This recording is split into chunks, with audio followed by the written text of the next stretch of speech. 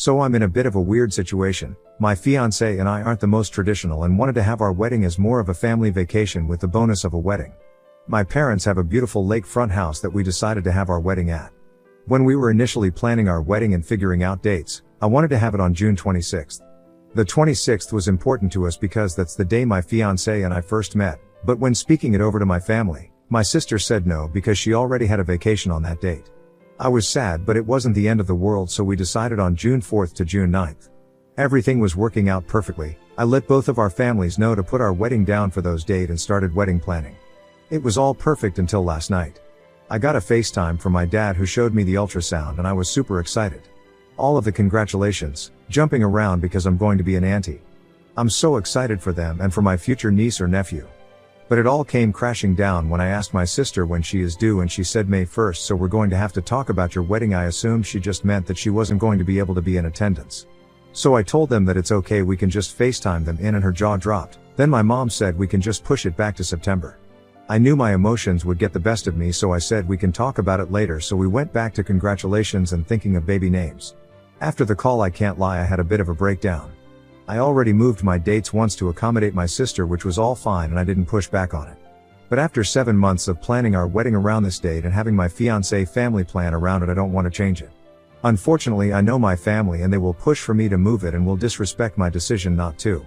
I know traveling with a newborn baby is going to be hard, which is why I offer up FaceTiming her in, but it seems like that's offensive to them to not want my sister to be present at the wedding. I feel so insanely guilty about being upset over having to change my wedding dates because my sister is pregnant. She's bringing a beautiful new family member into our lives, but I'm still a bit heartbroken that if I don't change the wedding date that I will be seen as inconsiderate and an asshole in my family. So am I the asshole for not wanting to punch back my wedding because my sister is pregnant? Comments where Op has replied, commenter, NTA, I'd move it back to the 26th because that's the day that matters to you and your fiancé. Now she'll only want to go if she can bring the baby, or she'll probably try and get you to move it even further, saying so she's not traveling with a newborn. Obviously people are going to be upset no matter what you do or don't do, but all that really matters is you and your fiancé, because the moment y'all are married you're each other's main priorities and no one else should matter when it comes to what you both want. Oop, I'm very scared of that. Since she is going to be a first-time mama, we don't know if she's going to have PPD/PPA or if baby is going to have colic. I'm scared that if I do push back our wedding to August or September and then she still can't make it / wants us to push it back even further, I will resent and distance myself from her. I love my sister so much, but she is definitely the type of person where it is her way or the highway, and my parents just go with it because that's just how she is. Commenter, tell us why our sister is the golden child without saying it. Oop. My sister is the golden child of the family. It's not really a secret or try to be hidden. She's extremely involved in the family, visits them every weekend, while I live across the country, so I only visit them typically once a year but do FaceTime them regularly. My parents are also very money driven and my sister is a doctor in comparison to my brother and I who do trades. She's the definition of the perfect child. She also typically plans all trips, vacations, or outings for my family because she's extremely type A and likes to have control situations. She's a bit stubborn and likes things her way or not at all. We've always just gone with it because it's easier. I expected my wedding to be the line, but I guess not. Commenter, NTA, remind the family that it's not just your family that's being impacted by their push to move the dates and that those specific dates are the only ones that work for both sides. Then tell them that no, you will not move the dates to accommodate your sister again, since you already did it once. Oop, I plan on speaking to them soon about it and putting my foot down on my date. I wanted to give it some time to let emotions settle because my parents did just find out that they're going to be grandparents for the first time and seem to want to protect and side with her. I also spoke to my brother about it and he is on my side. I asked him to be there during the conversation to try and explain things from my point of view if my emotions do get the best of me. Moving my wedding to September is out of the question because it won't work for my fiancé's family with school schedules and they have already been planning around the current date.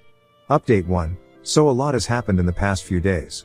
I called my brother the day after I made my post. He understood where I was coming from and told me that I should absolutely not change my wedding date. So since I was worried about speaking to my mom and being ganged up on, we planned on when to speak to my mom about not wanting to change my fiancé's and I's wedding dates so he could be there to talk to my mom on my behalf, and my emotions got the best of me.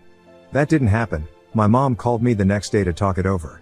I informed her that I was not going to change my wedding date and she was upset initially but surprisingly receptive to it. I was extremely happy about that until she said you need to talk to your sister about this because she's not going to be happy about being forced out 1 month postpartum. I explained I wasn't expecting/forcing her to be in attendance. Then my mom said no, she's coming to your wedding, I don't care if she's a new mom.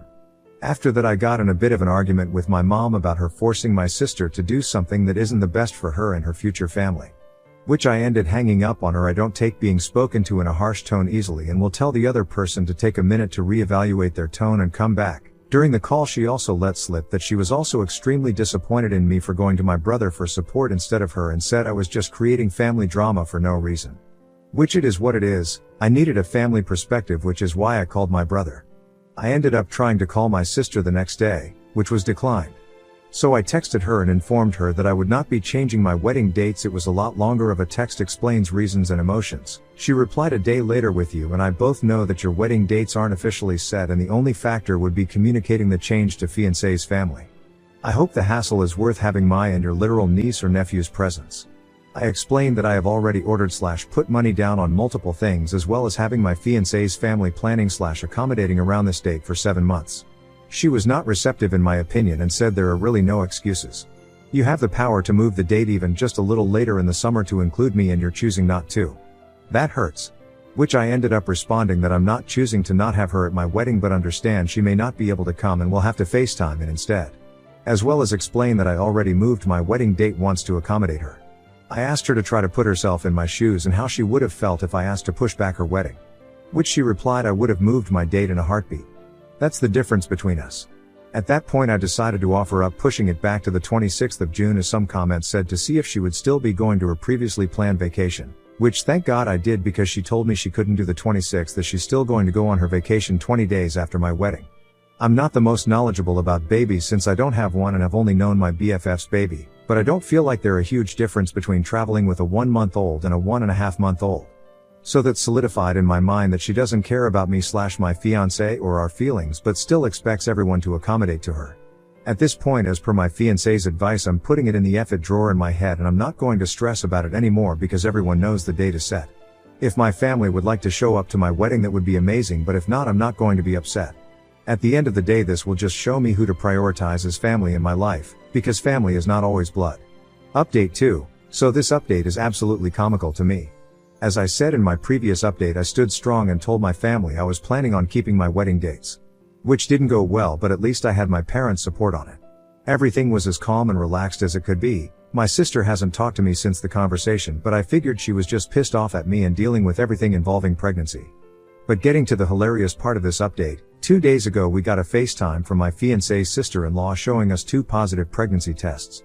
She's due first week of June, aka when our wedding is. My fiancé and I did all of the congratulations and excitement because once again, first grandchild and baby in the family. After the call, my fiancé and I just looked at each other and busted out laughing. Not only is my sister having the first grandbaby on my side, but his sister-in-law is having the first grandbaby on his side, all within the month before/during our wedding. Like, what are the chances? My fiancé and I have always had bad luck with planning things, aka why we're planning on a relaxed, chill wedding instead of a big extravagant wedding. We had a few minutes convo and it ended up with us agreeing on, in my finance's words, fuck this, let's just elope. So that's exactly what we're doing. Like I said, we aren't traditional, and honestly we were just doing all of this for our family so they could feel included and have a fun time at the lake house. But with all the babies and 9 out of the 14 people who are invited not being able to attend, my sister and Bill, her Mill and Bill, my fiancé's mom, dad, and little sister, and his brother and Sil, why even have the whole wedding thing? So we're going to the courthouse on June 26th, the date that I originally wanted but wouldn't work with my sister's scheduled vacation to go get married. We're going to keep the photographer that we have a deposit down on and just switch from wedding photos to just a couple shoot. We're also still planning on going to the lake house and just take it as a pre-honeymoon. We've already let all of our family know the whole wedding thing is cancelled. My side is relieved and his side is sad because they don't have an opportunity to celebrate us as a couple. But it just wasn't what the universe wanted, and we'll plan something in the next couple of years to get our families all together and celebrate. Maybe one of our anniversary. Honestly, I can't even be upset because it's so comical that the one major event we've been planning on doesn't work because of everyone getting pregnant and being due around or during our wedding. But at the end of the day, we're getting married and getting some adorable little nieces or nephews. This will be my last update because no more wedding means no more drama. Comments where Op has replied, commenter, I get why his brother and Sil can't attend, but why can't the rest of your fiancé's family members attend? Anyways, congrats. I told my BF I'm always down to elope cause a big wedding is more trouble than it's worth for me personally. Oop. I thought we were getting rid of the big wedding drama by just having our direct family plus 4 extras there, but it didn't work out that way. Still all the drama, so eloping is definitely the right option. Lol. The people that can't attend would be my sister and her husband. They're having a baby in May. It's their first child and it would be a 5-hour drive to get out to the lake house. My sister, mother-in-law and brother-in-law, my fiance and I got close to them at my sister's wedding trip, week-long trip in Jamaica. Then my soon-to-be Bill and Sil, since they are having a baby during our used-to-be wedding dates. His mom, dad, and sister, because they would definitely want to at least be close to Bill and Sil while she's having the first grandbaby. The lake house is about a 19-hour drive from where they live. Commenter. Have a gathering at the lake house when both kids turn 1 year old. Oop, that's what we're thinking. Obviously we learned our lesson about planning stuff out in advance. But I think a combined 1-year anniversary and 2 1-year-olds birthday celebration would be adorable. Next story. Divorced my cheating husband at the age of 53. I finally started taking care of myself, but my adult kids are furious, saying I should have done it when it mattered. Hey, everyone. I, 53F, have been divorced from my ex-husband Larry, 54M, for 6 years. Larry and I have 2 adult children, Steve, 27M, and Carla, 25F. Larry and I met in college when we were both electrical engineering students. We were both very much on the nerdy side and looked the part, but were very attracted to each other, so I thought anyway. We got married soon after we graduated and both worked as engineers, but after a few years Larry decided he wanted to go to law school, to become a patent lawyer. In order to look the lawyer part, Larry underwent a major glow up during this time on pretty much all levels: tailored clothes, fancy haircuts, designer accessories like watches, etc., along with working out to trade his dad bod for a lean gym bod. During this time, I was raising our small children, while taking care of about 95% of household matters because of his long working hours, all while working full time. I admit I did not glow up along with Larry. My own appearance has always been on the plainer side. I'm not overweight but a bit stocky, 5 feet 5 inches / 140 pounds, simply cut hair, glasses, practical clothes, not much makeup. Larry loved me as is for about the first decade of our relationship, but after he started working as a lawyer, he started to become drawn to more conventionally attractive women and had several affairs. When I pressed for counseling, he said that the issues were things like my big nose and post-baby tummy pooch, not things I could fix with a simple makeover. I was getting organized to ask for a divorce when Carla was hit by a car while riding her bike. She survived and is fine now, but needed several years of intensive surgeries and rehab. In order to provide a unified front for Carla and Steve, Larry and I agreed to stay married and be as cordial as possible. He continued to see other women during this time, but by this time I was past trying to get him to be faithful. We did separate and divorce after Carla went off to college. Larry is remarried now to a much younger woman, 33F. In the past couple years, I have actually decided to focus more on myself, including my appearance. Now that my children are grown and out of the house, and I don't have to worry about tiptoeing around a difficult husband, I finally have time and resources to do so. I didn't get a nose job or other plastic surgery like Larry had wanted, but I did update and color my hair, started working out more, lost about 15 pounds, got a new wardrobe, and actually started dating. I don't have a steady partner yet, but regularly go to age-appropriate singles events and go on dates. Unfortunately, my children detest the new me. In particular, they blame me for the divorce and are angry that I didn't glow up to accommodate Larry, saying I was too selfish and lazy to do so when it mattered. My son Steve is getting married soon, and says he is too angry to invite me to the wedding. Carla has gone low contact with me. I had great relationships with both of them until I started my own glow up process a couple years ago, which was a few years after Larry and I finalized our divorce. Steve and Carla have told me that the only way to fix this, the only thing that would be fair, is to go back to the way I was before, meaning stop coloring my hair, dress in my former plain/frumpy way, and stop dating. They say they are most upset about the dating and that it's not fair for me to be looking for a new partner. So, Ada, for everything I have done here, for not improving my appearance until after I got divorced?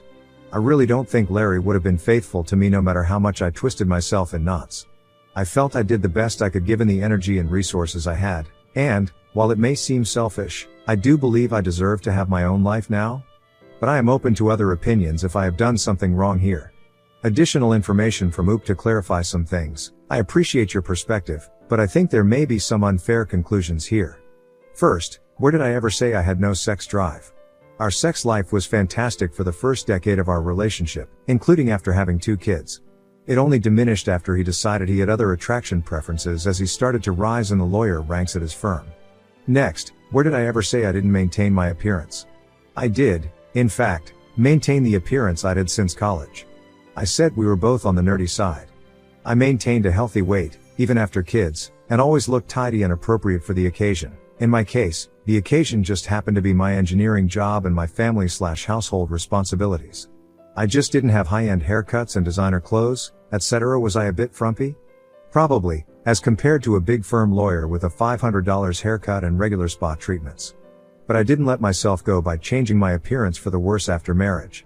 Also, I don't think it's fair to say that I didn't improve myself in any capacity during our marriage.